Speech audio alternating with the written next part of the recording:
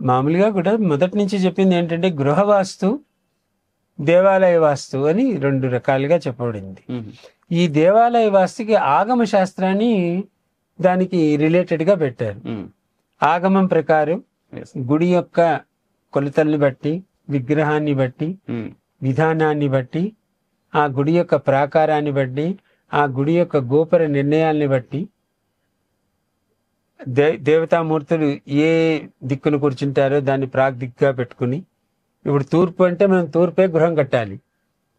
ఇది తూర్పు అనుకుని నేను ఉత్తరానికి కడతాను అంటే కుదరదు. కానీ ఆగమశాస్త్రంలో దేవతామూర్తి రాజమార్గానికి ఉండాలి. ఆ రాజమార్గం ఏదైతే అదే తూర్పు కింది లెక్క.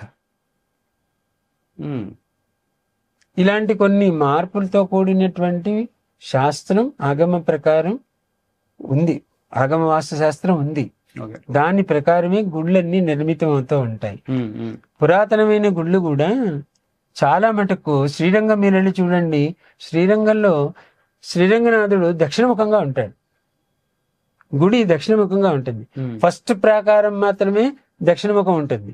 ఆ దక్షిణముఖాన్నే ప్రాగ్ దిశ అంటారు. అంటే తూర్పు దిశ అనుకుని వాళ్ళు ఈశాన్యంలో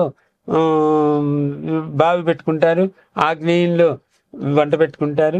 ఇవన్నీ ఉంటాయి. రెండో ప్రాకారం వచ్చేసరికి తూర్పు ఏదైతే ఉందో దాన్ని ప్రామాణికం తీసుకుంటారు. మీరు శ్రీరంగం గుడికి వెళ్ళినట్లయితే అక్కడ మొత్తం ఆ ప్రాకారాలను చూసినట్లయితే అవగతం అవుతుంది. దక్షిణాన్ని తూర్పుగా తీసుకొని దాని ప్రకారం ఆగ్నేయము ఈశాన్యం ఇవి అంటే స్వయంభూ. ఆయన అక్కడ స్వయంభూ. ఆ స్వయంభూ ఎటున్నాడో దాన్నే ప్రాగ్దిశ అంటారు. అంటే తూర్పు దిశ అంటారు. ఆ తూర్పు ప్రామాణికం చేసుకుని ఆ గర్భం వరకు అది నిర్ణయిస్తారు. ఆ గర్భం దాటిన తర్వాత రెండో ప్రాకారం కట్టేటప్పుడు తూర్పు ఎటుండో ఆ తూర్పుని ప్రామాణికం